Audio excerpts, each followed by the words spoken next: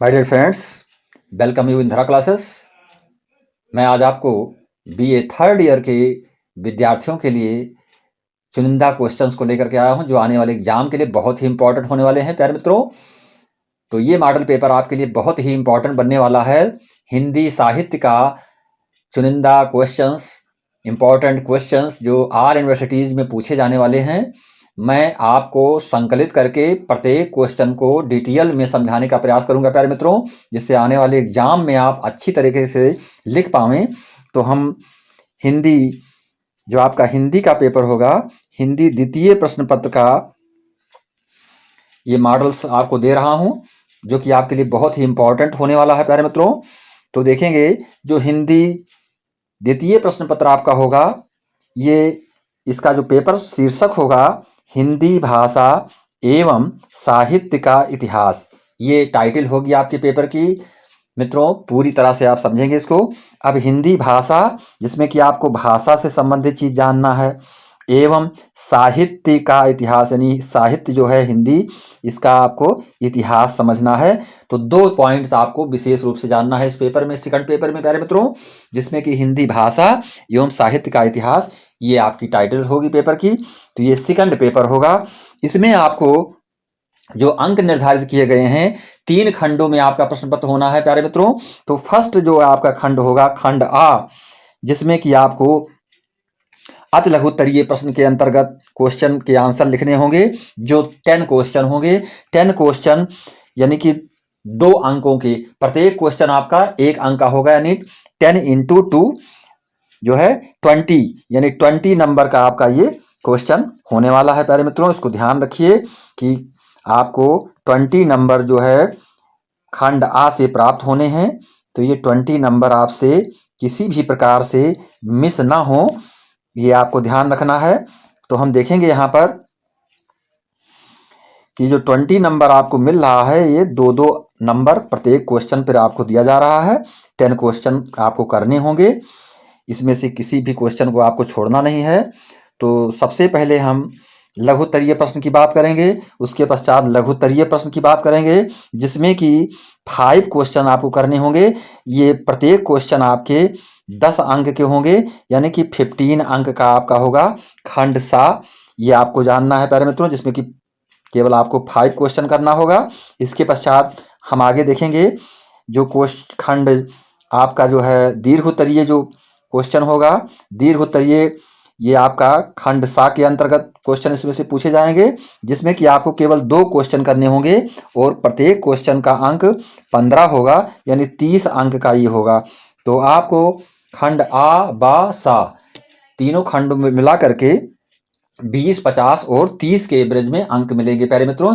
ये आपके अंक रेशियो हैं, जिसमें से आपको 100 अंक प्राप्त करने हैं। तो आप किस तरह से, कैसे क्वेश्चन को करेंगे और किन किन क्वेश्चन को आपको विशेष रूप से पढ़ना है, इसीलिए मैं इस वीडियो को आपको दे रहा हूं। बीए थर्ड ईयर के लिए बहुत ही इंपॉर्टेंट वीडियो आपका ये होगा, जिससे कि आपको पूरी तरह से आसानी होगी क्वेश्चंस को समझने में और क्वेश्चन को लिखने में।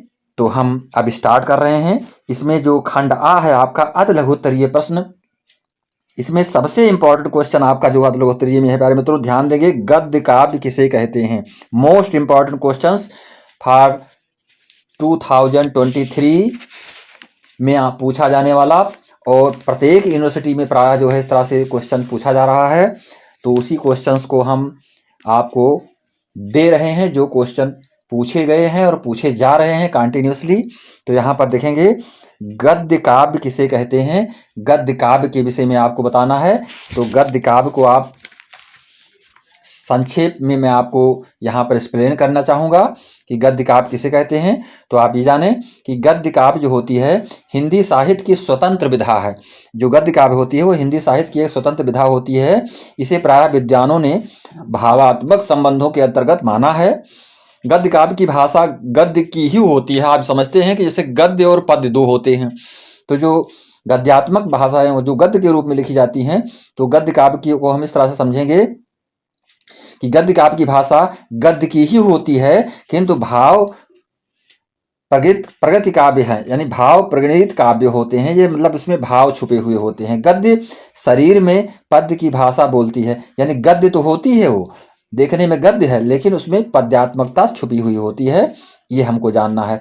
भाषा का प्रभाव भी साधारण गद्य की अपेक्षा कुछ अधिक सरस व संगीतमय होता है। प्यारे मित्रों, ये हम सब में समझेंगे। आपको ये जानना है कि आपने काव्य पढ़ा है, तो काव्य में कुछ गद्यात्मक काव्य भी आपको पढ़ने को मिले हैं, जिसमें कि गद्य की ही भाषा लिखी होती है, लेकिन उसकी जो लेखनी होती है, जो उसकी रचना होती है, वो एक अलग तरीके से भाव को प्रकट करती है। तो ये हमें जानना है।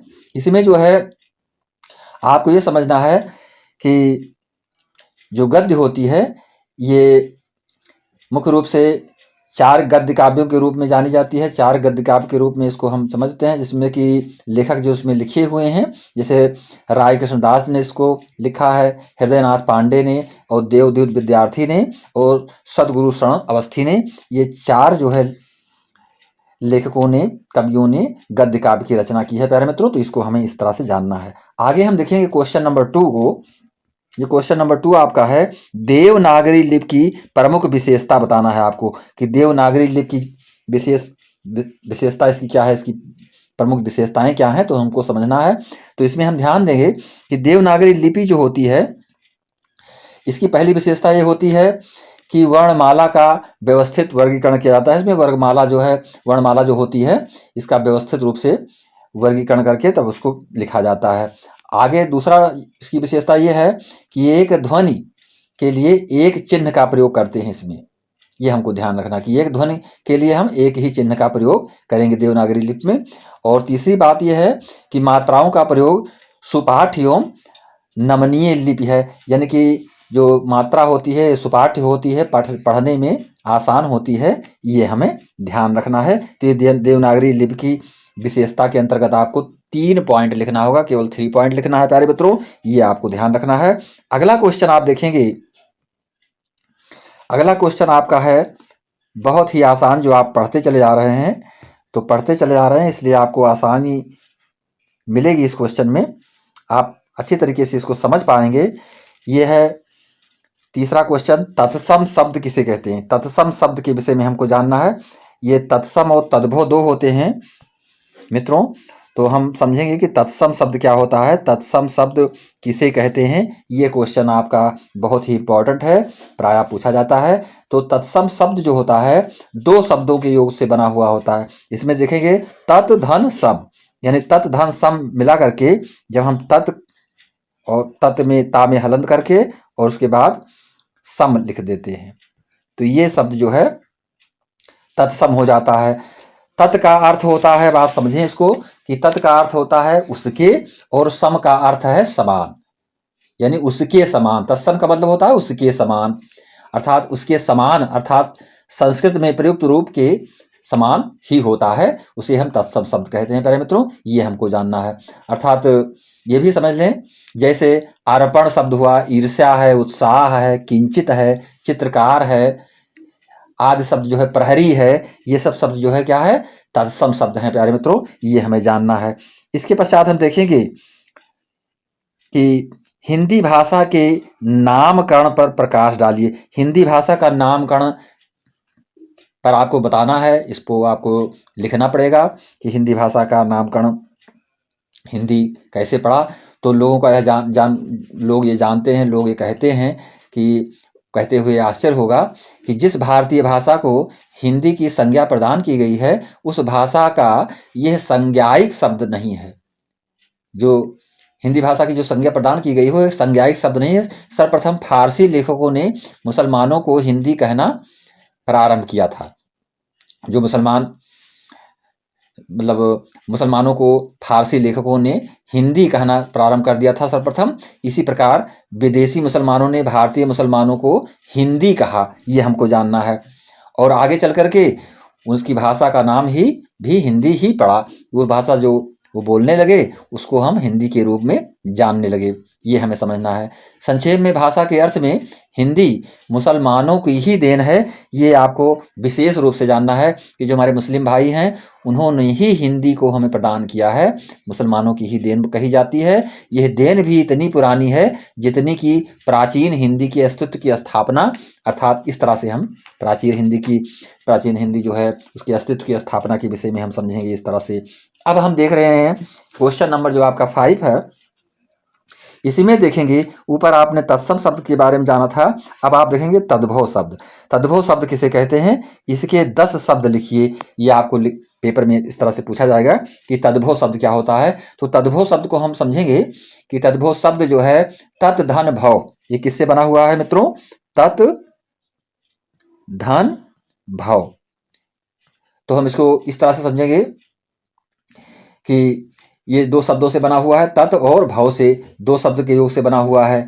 तत् का अर्थ होता है तथ्य, तत् का अर्थ क्या होता है, तथा। तत् का अर्थ हम तथा समझेंगे, और भव का अर्थ उत्पन्न होना, तो तथा उत्पन्न होना। इस प्रकार तत्सम शब्दों के ध्वनि की दृष्टि से विकसित, परिवर्तित अथवा विकृत रूपों को तद्भव शब्द कहते हैं। जैसे घर हो गया, अब हम घर को क्या कहेंगे, ये तत्सम शब्द नहीं है, तद्भव होगा प्यारे मित्रों, ये जानना है हमको। घर हो गया, घोड़ा हो गया, बहू, दूध, आग, इतवार, खेत, कड़ुआ, अनाड़ी, किवाड़ा, ये सब शब्द जो है क्या है, तद्भव है। तद्भव का मतलब जो संस्कृत निष्ठ ना हो, अर्थात जो अपने अस्तित्व पर पूर्णतः खरा नहीं उतर पाता है, उसी को हम तद्भव कहते हैं।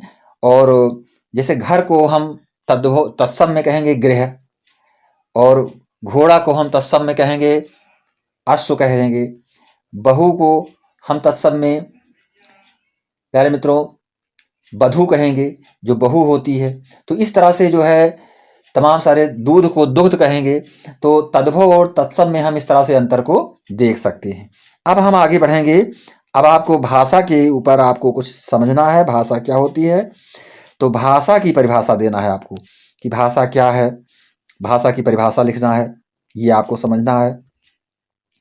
तो भाषा के विषय में मैं आपको बताता चलूं प्यारे मित्रों कि भाषा जो होती है, भाषा के विषय में आप परिभाषा इसकी इस तरह से जानेंगे कि भाषा की परिभाषा देना एक जटिल कार्य होता है। इसको हम आसानी से नहीं समझ सकते, ना दे सकते, कर सकते हैं, ना समझ सकते हैं। तो सबसे पहले आपसे समझें कि भाषा की परिभाषा क्यों ये कठिन मानी गई है, क्यों ये जटिलता से युक्त है। क्योंकि उसे अव्याप्ति और अतिव्याप्ति और असंभव रूप तीनों दोषों से रहित होना चाहिए। भाषा को किन किन तीनों दोषों से रहित होना चाहिए, तो आप समझें पहले कि अव्याप्ति जिसमें हो, अतिव्याप्ति ना हो, और असंभव रूप जिसका ना हो। तो हम तीनों दोषों से रहित जब हम किसी भी भाषा को जानते समझते हैं तो हम उसको सरल तरीके से परिभाषित कर सकते हैं। तथा भाषा की उत्तम परिभाषा के रूप में हम आचार्य देवेंद्र नाथ शर्मा की परिभाषा को उद्धृत कर सकते हैं। आचार्य देवेंद्र नाथ शर्मा ने भाषा को बहुत ही अच्छे ढंग से परिभाषित किया है। उन्होंने बताया है कि उच्चरित ध्वनि संकेतों की सहायता से भाव या विचार की पूर्ण अभिव्यक्ति भाषा है। इसको हमको ध्यान रखना है प्यारे मित्रों कि उच्चरित ध्वनि जो हम बोलते हैं, जो हम उच्चारण करते हैं, संकेतों की सहायता से, और जो संकेत साथ साथ प्रदान करते हैं भाव का या विचार की पूर्ण अभिव्यक्ति जो करते हैं, वही भाषा कहा है इन्होंने, देवेंद्र नाथ शर्मा जी ने। तो हमें इनके कथन को ध्यान रखना है, परिभाषा के रूप में इसे समझना है प्यारे मित्रों। इसके पश्चात देखेंगे पूर्वी हिंदी भाषा में कौन से कवियों का महाकाव्य की रचना की गई है, यानी पूर्वी हिंदी भाषा में कौन से कवि ने महाकाव्य की रचना की है, तो ये हमें देखना है। तो पूर्वी हिंदी भाषा में जो कवि ने महाकाव्य की रचना की है उसके विषय में हम समझेंगे। तो इसमें जो है ये जानेंगे कि अवधी, बघेली, छत्तीसगढ़ी, और छत्तीसगढ़ी में साहित्य का नितांत अभाव है, लेकिन अवधी साहित्य रचना की दृष्टि से समृद्ध भाषा है।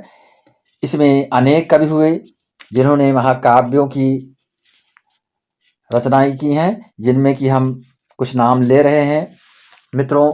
इसको आप समझेंगे, जिसमें पहला नाम आता है पूर्वी हिंदी भाषा में कवियों में सबसे पहला नाम आता है गोस्वामी तुलसीदास जी का। फिर मलिक मोहम्मद जायसी जी, ये भी पूर्वी हिंदी के महाकाव्य के रचनाकार के रूप में हैं। मलिक मोहम्मद जायसी, जिन्होंने कि जो है लिखा हुआ है हिंदी में नागमती वियोग वर्णन। नागमती वियोग वर्णन जो है ये खंड काव्य के रूप में है। कुतुबन तथा मंझन, कुतुबन तथा मंझन ये जो है प्रमुख कवियों में माने गए हैं, जिन्होंने कि पूर्वी हिंदी भाषा में जो है अपनी रचना को प्रस्तुत किया है। प्यारे मित्रों, ये हमें जानना है महाकाव्य के रूप में। अब हम आगे बढ़ रहे हैं क्वेश्चन नंबर 8 की ओर। तो क्वेश्चन नंबर 8 में आप समझेंगे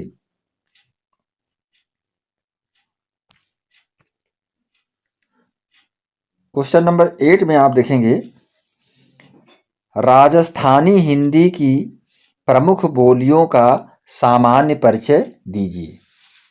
राजस्थानी, तो राजस्थानी हिंदी की प्रमुख बोलियों का सामान्य परिचय आपको बताना है। तो इसमें आप देखेंगे कि राजस्थानी हिंदी की प्रमुख जो बोलियां हैं उनको हम इस प्रकार से समझ सकते हैं, जिसमें कि पश्चिमी राजस्थानी, यानी पश्चिमी राजस्थान में बोली जाने वाली बोली है मारवाड़ी। किस रूप में जानते हैं इसको? मारवाड़ी के रूप में। तो उसके बाद उत्तरी पूर्वी राजस्थान में मेवाती के नाम से जानते हैं। प्यारे मित्रों, ये हमें ध्यान रखना है।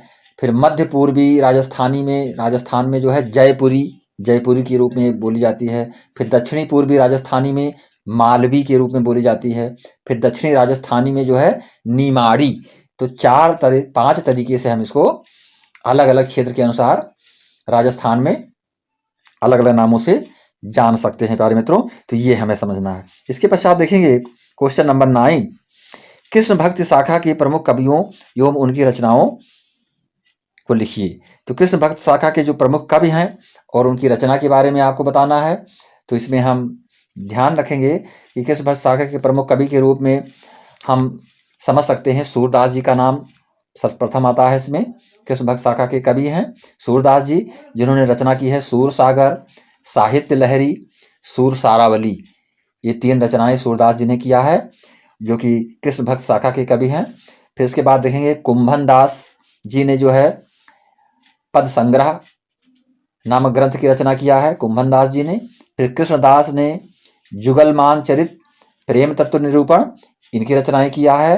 फिर नंददास जी ने जो है अनेकार्थ मंजरी, रस मंजरी और रूप मंजरी, ये 3 ग्रंथों की रचना किया है नंददास जी ने। और फिर छीत स्वामी ने पद पदावली की रचना किया है। मित्रों ध्यान रखिएगा, चतुर्भुज दास जी ने चतुर्भुज कीर्तन संग्रह ये लिखा है, और श्री भट्ट ने युगल शतक को लिखा है, और परशुराम देव ने परशुराम सागर को लिखा है। तो ये कवि हैं जिन्होंने अपनी रचना कृष्ण भक्त शाखा के अंतर्गत आकर के की है। तो इन्हें हमें विशेष रूप से समझना और जानना है। ये क्वेश्चन आपका मोस्ट इंपॉर्टेंट है, प्रायः हर यूनिवर्सिटी में इस तरह का क्वेश्चन पूछा जाता है। आगे हम देखेंगे क्वेश्चन नंबर 10, राम भक्त शाखा के प्रमुख कवियों एवं उनकी रचनाओं के बारे में आपको बताना है। तो ये कृष्ण भक्त शाखा की बात थी, अब हम राम भक्त शाखा की ओर बढ़ रहे हैं। तो राम भक्त शाखा में जो प्रमुख कवि हैं और उनकी रचनाओं के नाम आपको उल्लेख करना है प्यारे मित्रों। तो हम यहाँ पर बताने जा रहे हैं, एक एक करके आप समझते चले जाएंगे। तो देखेंगे यहाँ पर राम भक्त शाखा के प्रमुख कवि तुलसीदास जी हैं। ये हमें जानना है कि राम भक्त शाखा के प्रमुख कवि कौन है? तुलसीदास जी। इनके विषय में आप अच्छी तरह से जानते हैं। और इसमें जो है राम लला नहछु इन्होंने लिखा है, ये 1555 के लगभग इन्होंने रचना की थी। जानकी मंगल 1563 के लगभग। राम आज्ञा प्रश्न इन्होंने 1564। वैराग्य संदीपनी की रचना किया 1569 के लगभग। रामचरितमानस की रचना किया इन्होंने 1574 से 1576 तक के बीच में। सतसई 1595, पार्वती मंगल, और इस तरह से कृष्ण गीतावली ये लगभग जो है 1593 के लगभग हुई थी रचना इसकी। 12वें रामायण 1607 के लगभग हुआ इसकी रचना। विनय पत्रिका 1609 के लगभग इसकी रचना हुई। गीतावली 1607 के लगभग, और दोहावली 1623 के लगभग इसकी रचना हुई। हनुमान बाहुक जो है इसकी रचना 1623 के लगभग मानी जाती है, और कवितावली की रचना जो है 1623 के लगभग की गई थी। ये रचनाएं तुलसीदास जी के द्वारा की गई थी प्यारे मित्रों, ये हमें ध्यान रखना है, क्योंकि इसमें आपको ये बताना है कि रामचरितमानस राम भक्त शाखा के प्रमुख कवियों एवं उनकी रचनाओं को आपको बताना है। तो प्रमुख कवि के रूप में और उनकी रचनाओं को भी आपको बताना होगा अति लघु उत्तरीय प्रश्न के अंतर्गत प्यारे मित्रों। इसके पश्चात दूसरे नंबर पर अग्रदास जी आते हैं। तो अग्रदास जिन्हें रामाष्टयाम और राम ध्यान मंजरी इसकी रचना की थी, और श्रृंगार रससागर की रचना किया था। फिर नाभादास जी भी इसी श्रेणी में आते हैं राम भक्ति शाखा के अंतर्गत। तो नाभादास ने भक्त माल की रचना किया था मित्रों। फिर केशवदास ये रामचंद्रिका की रचना किए हैं। फिर सेनापति कवित रत्नाकर जो है की रचना किया था। तो ये 5 कवि प्रमुख रूप से हैं जिन्होंने अपनी रचनाएं राम भक्त शाखा के अंतर्गत किया है और प्रमुख कवि के रूप में जाने जाते हैं प्यारे मित्रों। ये आपके 10 क्वेश्चन हैं। अब हम आगे बढ़ रहे हैं। इसमें आप देखेंगे खंडबा के अंतर्गत आपको लघुत्तरीय प्रश्नों के उत्तर देने हैं। ये लघुत्तरीय प्रश्न आपके लिए बहुत ही इंपॉर्टेंट हैं। तो इसमें भाषा और बोली में अंतर स्पष्ट कीजिए। आपको भाषा और बोली में डिफरेंसेस बताना है, तो बहुत ही सतर्कता से आपको समझना है। तो हम थोड़ा डिटेल में इसको नहीं बता पा रहे हैं, थोड़ा संक्षेप में ही आपको समझाने का प्रयास करेंगे। भाषा और बोली में अंतर स्पष्ट करना है। तो आपने पढ़ा भी होगा कि कोस कोस पर पानी और 4 कोस पर बानी, यानी कि 4 कोस चलने पर आपको वाणी की परिवर्तन दिखाई पड़ती है, बोली की परिवर्तन दिखाई पड़ती है, और कोस कोस पर पानी बदल जाता है।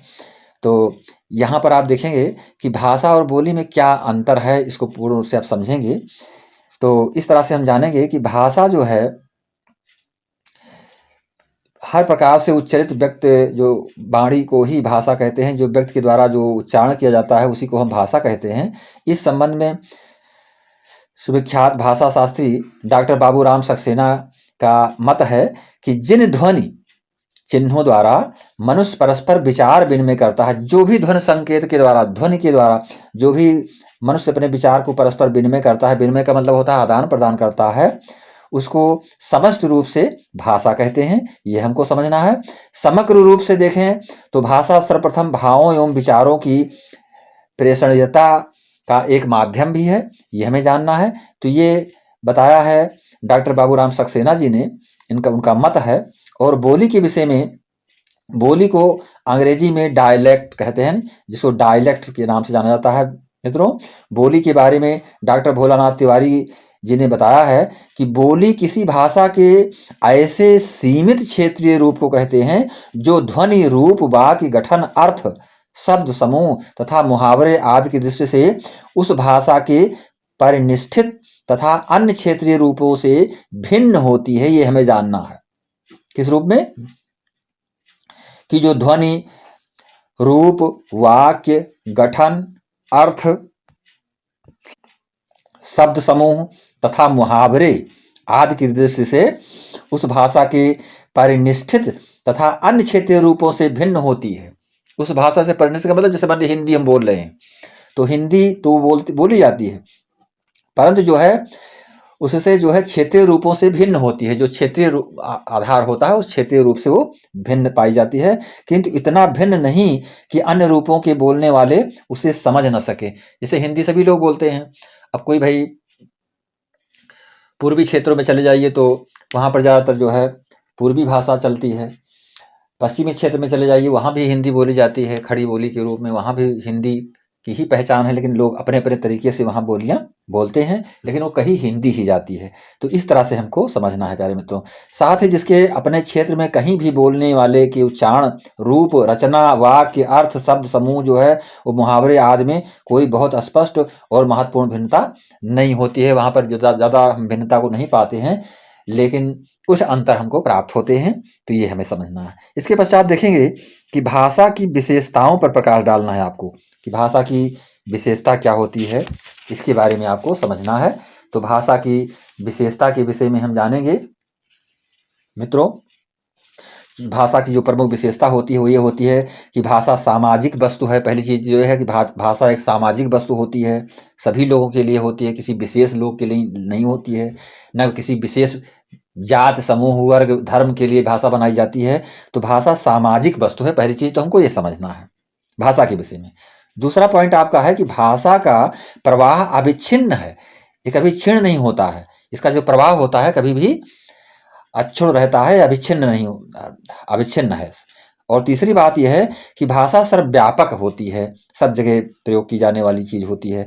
भाषा संप्रेषण का मौखिक साधन भी होता है।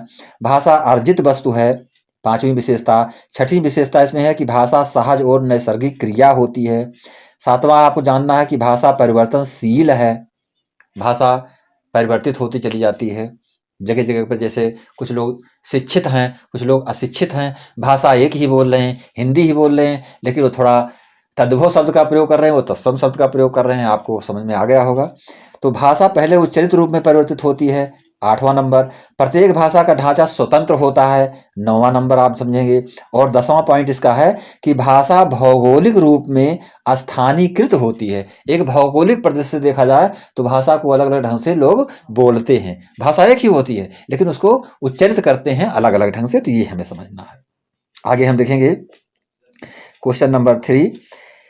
तुलसीदास समन्वयवादी कवि हैं, सोदाहरण सिद्ध कीजिए। अब समन्वय का मतलब आपको जानना है। समन्वय का मतलब सबको साथ लेकर चलना, सारी चीज़ों को खरे उतार देना। तो ये समन्वयवादी कवि हैं, इसके बारे में आपको पढ़ना है। फिर इसके पश्चात हम देखेंगे प्यारे मित्रों, इसके पश्चात हम देखेंगे कि समन्वयवादी होने का उनका जो मुख्य जो है रचना के माध्यम से हम समझाने का प्रयास करेंगे। तो इन्होंने समन्वयवाद को दृष्टिगोचर किया है अपनी रचना के माध्यम से। तो यहाँ पर देखेंगे कि घर कीन्हे घर जात हैं, घर छोड़े घर जाए, और तुलसी घर बन बीच ही, राम प्रेम पुरछाए।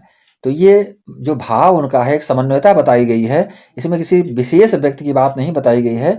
इसमें तुलसीदास जी ने शैव, वैष्णव और शाक्तों के अंतर विरोध को समाप्त करने के लिए अपने समय में इस तरह की पंक्तियों को लिखा था, जो एक समन्वयवाद का उदाहरण बनता है। इसी प्रकार हम और देख सकते हैं कि शिवद्रोही मम दास कहावा, सो नर सपने मोह न भावा। ये रामचरितमानस में तुलसीदास जी ने लिखा है। प्यारे मित्रों, इसमें भी एक समन्वयवाद दिखाई पड़ता है कि हम किसी का द्रोह करें और किसी से प्रेम करें, तो ये नहीं हो सकता है। शिवद्रोही मम दास कहावा, सो नर सपनो मोहि न भावा। ये रामचंद्र जी कह रहे हैं स्वयं, और तुलसीदास जी की रचना है। तो इसमें ऐसा नहीं कि हम शिव से द्रोह कर लें, किसी से द्रोह कर लें और किसी से प्रीत कर लें। तो एक समन्वयवाद यहाँ पर दिखाई पड़ता है। इस तरह से आप देखेंगे कि जय जय जय गिरिराज किशोरी, जय महेश मुखचंद चकोरी, जय गज बदन खडानन माता, जगत जनन दामिन दुत दाता। यहाँ पर भी हम समन्वयवाद को देख सकते हैं। तो तुलसीदास जी एक समन्वयवादी कवि हैं, इसको आपको सोदाहरण लिखना होगा। प्यारे मित्रों, आगे हम बढ़ रहे हैं। पहाड़ी हिंदी, ये देखेंगे आप, पहाड़ी हिंदी की बोली गढ़वाली पर टिप्पणी लिखिए। गढ़वाली, जो पहाड़ी में गढ़वाली बोली जाती है, इस पर आपको टिप्पणी लिखना है मित्रों, ये आपको समझना है। इसके पश्चात इसी तरह से जो है, तो पहाड़ी बोली पर जो है आपको हिंदी की जो बोली हो, पहाड़ी हिंदी है, उसकी बोली गढ़वाली पर आपको बताना है कि गढ़वाल जो कि पहाड़ी क्षेत्र में पड़ता है, इसमें बोली जाने वाली जो बोली होती है वो गढ़वाली बोली कही जाती है। गढ़वाल उत्तराखंड का एक पहाड़ी जिला है, आप जानते हैं, जिसके आधार पर इसे बोली का नाम गढ़वाली पड़ा है। तो गढ़वाल शब्द के पीछे किंवदंतियां हैं कि गढ़वाल नाम क्यों दिया गया, इस पर भी लोग अपने अपने अपने अलग मत दिए हुए हैं। तो इसमें हमको ये जानना है कि प्राचीन काल में यहाँ गढ़ों की अधिकता थी, जिसके कारण इसे गढ़वाल कहा गया। यह बोली गढ़वाल, टिहरी, अल्मोड़ा, देहरादून, सहारनपुर, बिजनौर तथा मुरादाबाद जनपदों में बोली जाती है। ये हमें ध्यान रखना है। प्रसिद्ध पाश्चात्य विद्वान डॉक्टर गियर्सन के भाषा सर्वेक्षण के अनुसार ये बताया गया कि इसके बोलने वालों की संख्या 6,70,824 बताई गई है। लगभग 6,70,824 लोग गढ़वाली भाषा का प्रयोग करते हैं। तो इसमें हम समझेंगे गढ़वाली की 9 उपबोलियां भी बताई गई हैं, जिसमें कि श्रीनागरिया, राठी, लोहब्या, बधानी, दसोलया, माझकुमैया, नागपुरिया, सलानी तथा टिहरी। ये इसमें से इसकी जो है कुछ क्षेत्रीय भाषाएं भी बताई गई हैं गढ़वाली की, जो उपबोलियों के रूप में जाना जाता है। इसके पश्चात राजस्थानी, ये राजस्थानी हिंदी की 5 बोलियों का परिचय दीजिए। ये राजस्थान में बोली जाने वाली जो 5 बोलियां हैं, इसमें आपको बताना है। तो इसमें पहला है मारवाड़ी, यानी राजस्थान में सबसे पहली चीज़ क्या है, मारवाड़ी लोग बोलते हैं। मेवाती भी है, और उसके बाद जयपुरी, फिर मालवी, फिर दक्षिणी राजस्थानी। तो इस तरह से 5 तरह से हम इसको समझ सकते हैं। इसके पश्चात देखेंगे भाषा शास्त्र की दृष्टि से हिंदी की बोलियों का नाम उल्लेख कीजिए। तो भाषा शास्त्र की दृष्टि से हिंदी की बोलियों के बारे में आपको बताना है। तो इसमें भाषा शास्त्र की दृष्टि से हम जैसे पश्चिमी हिंदी की बोली जो पश्चिमी हिंदी की जो बोलियां हैं, उसमें बांगरू है, खड़ी बोली है, कन्नौजी है। ब्रजभाषा और बुंदेली ये पश्चिमी हिंदी के रूप में जाना जाता है। पूर्वी बोलियों में अवधी, बघेली और छत्तीसगढ़ी, और बिहारी बोलियों में मैथिली, मगही और भोजपुरी। और राजस्थानी की बोलियां यहाँ पर बताई गई हैं, जयपुरी, मेवाती और मालवी, और मेवाड़ी, पश्चिमी राजस्थानी। फिर पहाड़ी बोलियों में हम इसको इस तरह से समझ सकते हैं कि मध्य पहाड़ी, कुमाऊनी गढ़वाली जिसको कहते हैं, और दूसरे नंबर पर पूर्वी पहाड़ी जिसको कि नेपाली। तो इस तरह से हम समझ सकते हैं इसको कि अलग अलग खंडों में, अलग अलग जगहों पर इसको अलग अलग तरीके से बांटा गया है। फिर आगे देखेंगे क्वेश्चन नंबर 7, राष्ट्रभाषा की विशेषताएं बताइए। राष्ट्रभाषा की विशेषता के विषय में आपको बताना है। राष्ट्रभाषा क्या होती है, इसकी मुख्य पहचान क्या है, इसकी विशेषताएं क्या हैं, ये हमको बताना है। तो राष्ट्रभाषा की विशेषता के विषय में डॉक्टर रामदर्श राय ने बताया है कि परिनिष्ठित भाषा का जो स्थान व सम्मान क्षेत्रीय बोलियों में होता है, वही स्थान या सम्मान राष्ट्रभाषा का संपूर्ण राष्ट्र की बोलियों और उपभाषाओं में होता है। राष्ट्रीय उत्सवों एवं राजनयिक गतिविधियों में राष्ट्रभाषा का स्थान आदरणीय होता है। जिस प्रकार राष्ट्रगान, राष्ट्रीय ध्वज, राष्ट्रीय व्यक्तित्व, राष्ट्रीय स्मारक एवं राष्ट्रीय गौरव के प्रत्येक इतिहास एवं संस्कृति का आदर किया जाता है, उसी प्रकार राष्ट्रभाषा का स्थान भी सम्माननीय होता है। ये हमें समझना है। यद्यपि प्रत्येक राष्ट्र अनेक क्षेत्रों एवं प्रांतों में विभक्त होता है और उसकी भिन्न भिन्न बोलियां तथा भाषाएं होती हैं, जैसा कि हमारे भारत में है, किंतु राष्ट्रीय एकता की गौरवमयी संस्कृति का ध्यान रखते हुए सभी राष्ट्रवासी सार्वजनिक अवसरों पर राष्ट्रभाषा का ही प्रयोग करते हैं। यह उन्होंने बताया है। प्यारे मित्रों, ये कहना है डॉक्टर रामदर्श राय जी का, तो इसे हम समझेंगे। इसके पश्चात देखेंगे खंडसा जो आपका है, खंडसा दीर्घ उत्तरीय प्रश्न के रूप में ये आपके लिए बहुत ही मोस्ट इंपॉर्टेंट बनने वाला है। तो दीर्घ उत्तरीय प्रश्न के रूप में जानेंगे कि भक्तकालीन हिंदी साहित्य का स्वर्ण युग है। यदि आपने अति लघुत्तरीय प्रश्न और लघुत्तरीय प्रश्न को समझ लिया है, तो आपको दीर्घ उत्तरीय प्रश्न को लिखने व समझने में कोई कठिनाई नहीं होने वाली है मित्रों। तो इसको आप इस तरह से जानेंगे कि भक्तकालीन हिंदी साहित्य का स्वर्ण युग है। इस कथन की प्रामाणिकता सिद्ध करना है आपको कि भक्तकालीन हिंदी साहित्य का स्वर्ण युग है। भक्तकालीन समय हिंदी का बताया गया है, इसको हम स्वर्ण युग के नाम से जानते हैं। यह हमको समझना है।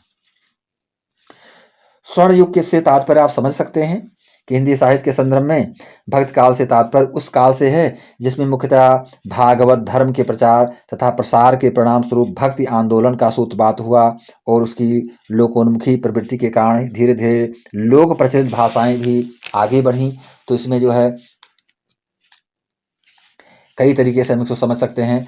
इसके जो मुख्य बिंदु हैं कि उदात्त काव्य दृष्टि इसमें पाई जाती है, भारतीय संस्कृति का सम्यक आख्यान मिलता है, इसमें अनुभूति तथा अभ्यक्त पक्ष एक दूसरे के द्योतक बताए जाते हैं, संगीतात्मकता होती है, सिद्धावस्था एवं साधनावस्था के काव्य का सृजन होता है और इसमें भाषागत जो वैशिष्ट इसका बताया गया है ये भी बहुत ही आवश्यक होता है। जिस युग में, अब आप थोड़ा समझ लें इसको, कि जिस युग में कबीर, जायसी, सूर, तुलसी जैसे सुप्रसिद्ध कवि निकलकर देश के कोने कोने में फैले थे उसे साहित्य के इतिहास में सामान्यतः भक्त युग कहते हैं। निश्चय ही वह हिंदी साहित्य का स्वर्ण युग था, ये हमें विशेष रूप से जानना है।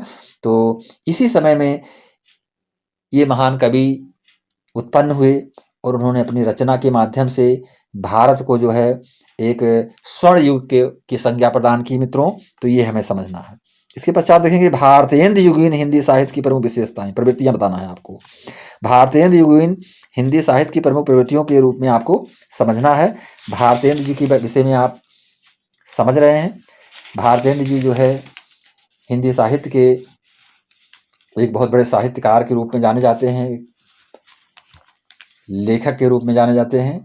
तो इनके विषय में हम ये कह सकते हैं कि भारतेंद्र युगीन हिंदी साहित्य की प्रमुख प्रवृत्ति जो थी वो थी, इसमें मुख्य प्रवृत्तियों बिंदु के बारे में मैं आपको इंगित कर रहा हूँ।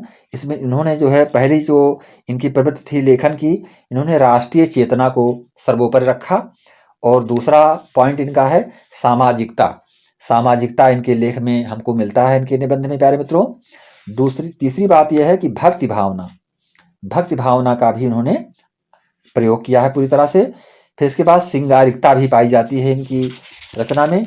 और उसके पश्चात हम देखेंगे प्रकृति चित्रण भी भारतेंद्र हरिश्चंद्र जी ने अच्छे ढंग से अपनी रचना में किया है। फिर हास्य एवं व्यंग्य का निरूपण भी किया है और फिर समस्या पूर्ति आदि का इन्होंने एक प्रवृत्ति के रूप में, लेखन के रूप में जो है इन्होंने प्रयोग किया है अपनी रचना में। तो ये हमें समझना है। इसके पश्चात देखेंगे नई कविता की सामान्य विशेषताओं पर प्रकाश डालना है आपको।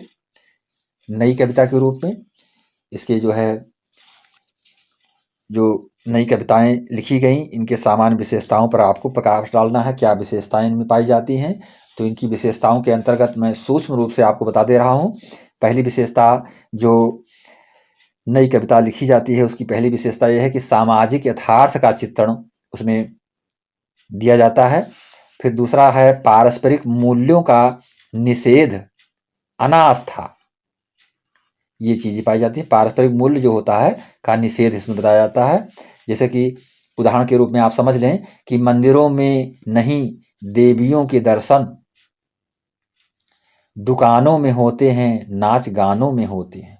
यहाँ पर देखेंगे मंदिरों में नहीं देवियों के दर्शन, दुकानों में होते हैं नाच गानों में होते हैं। अब ये चीज एक पारंपरिक मूल्यों का निषेध, इसमें अनास्था का भी प्रयोग दिखाई पड़ता है।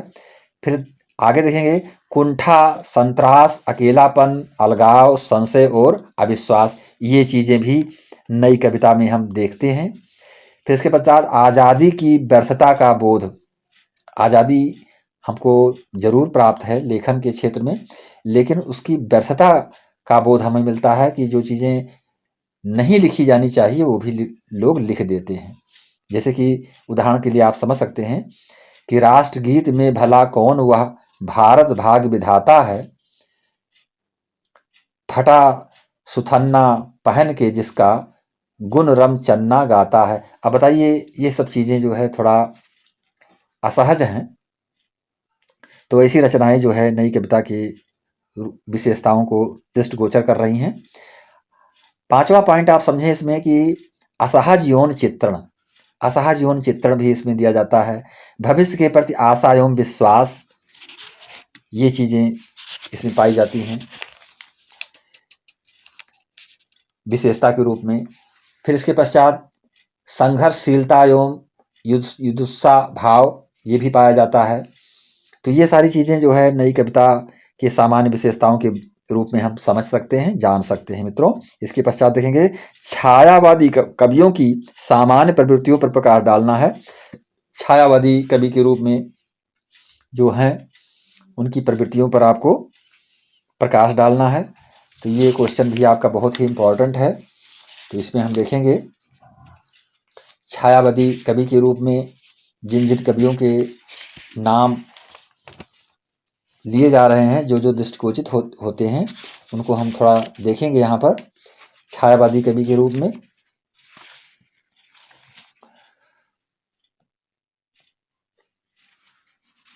कविता की सामान्य प्रवृत्तियाँ जो हैं, ये छायावादी कविता की जो सामान्य प्रवृत्तियाँ होती हैं, छायावाद की प्रमुख विशेषताएं इस प्रकार से हम समझ सकते हैं कि आत्म अभिव्यक्ति की प्रधानता इसमें बताई गई है। आत्म अभिव्यक्ति की जो है प्रधानता सर्वप्रथम इसमें पाई जाती है, पहली चीज आपको जानना है। फिर मार्मिक प्रेम की व्यंजना भी इसमें मिलती है। सौंदर्यानुभूति की प्रधानता रहती है और रहस्यवादी आध्यात्मिकता पाई गई है। प्रकृति चित्रण का विशिष्ट महत्व इसमें बताया गया है छायावाद में। और इसके पश्चात राष्ट्रीयता एवं देश प्रेम भी पर्याप्त रूप से मिलता है। फिर अभिव्यक्ति में कोमलता एवं सरलता ये दिखाई पड़ता है।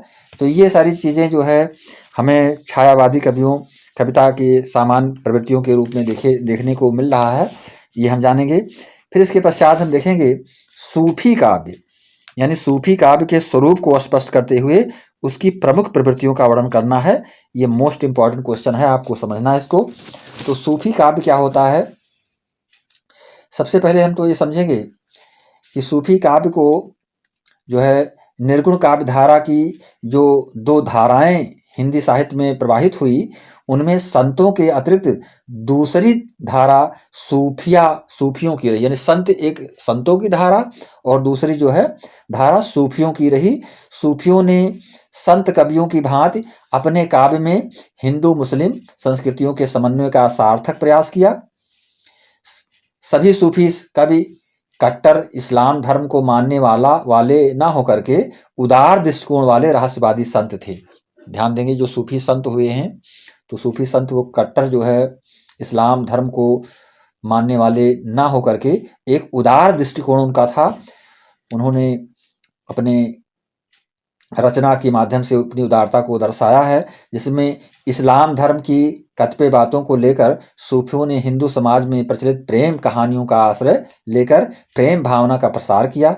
डॉक्टर भागीरथ मिश्र के अनुसार बताया जा रहा है कि सूफी जो है प्रेमाख्यानों में परमात्मा के प्रति प्रेम भाव का प्रचार किया गया है, यानी सूफी प्रेमाख्यानों में परमात्मा के प्रति प्रेम भाव का प्रचार किया गया है। इसमें लौकिक प्रेम कथा का आधार लेकर आत्मा और परमात्मा के प्रेम का और परम प्रिय को प्राप्त करने में विघ्न बाधाओं के साथ संघर्ष का चित्रण किया गया है। प्रतीक रूप में अनेक बातें जो निर्गुण उपासक संतों द्वारा साधना के रूप में कही गई, उन बातों को सूफी संत कवियों ने कथा कहानी के माध्यम से प्रकट करने का प्रयास किया। तो आप समझ लें कि जो सूफी संत थे, सूफी संतों ने प्रेम के माध्यम से अपनी लेखनी में, जैसे सूफी संत के रूप में हम जायसी को भी समझ सकते हैं, और इन्होंने अपनी जो रचना किया उस रचना को एक लौकिक और आध्यात्मिक दोनों तरह से उसके अर्थ को हम समझ सकते हैं। तो अपनी जो उनकी जो रचना है वो रचना से व्यक्त होता है कि वो भी डायरेक्ट या इनडायरेक्ट रूप से उस परमात्मा तक पहुंचने का प्रयास उनका भी रहा है। भले ही वो प्रेम मार्ग की शाखा के रूप में रहा, एक पथ उनका अलग रहा, लेकिन वो भी केंद्र बिंदु वही मानते हैं, परमात्मा को ही, सूफी जो काव्य संत हुए हैं। तो इसमें हम इसको इस तरह से समझ सकते हैं प्यारे मित्रों। तो सूफी काव्य के स्वरूप को स्पष्ट करना है आपको इसमें। जैसे आप समझ सकते हैं इसमें कि सूफी काव्यों में प्रमुख प्रतिपाद्य विषय प्रेम ही माना जाता है। प्रेम को ही इन्होंने अपना केंद्र बिंदु मान करके रचना की और प्रेम के माध्यम से ही ईश्वर को प्राप्त करने का एक मार्ग बताने का प्रयास किया है मित्रों। इसमें लौकिक प्रेम कहानियों का भी समावेश मिलता है। इसमें मुक्तकों की जगह प्रबंधात्मक शैली को अपनाया गया है। इसमें सूफी कवियों के नायक और नायिका सामंती ढांचे में ढले हुए हैं। नायक नायिका के चुनाव में समाज के किसी अन्य वर्ण को नहीं अपनाया गया है कि अन्य वर्ण को अपनाया जाए।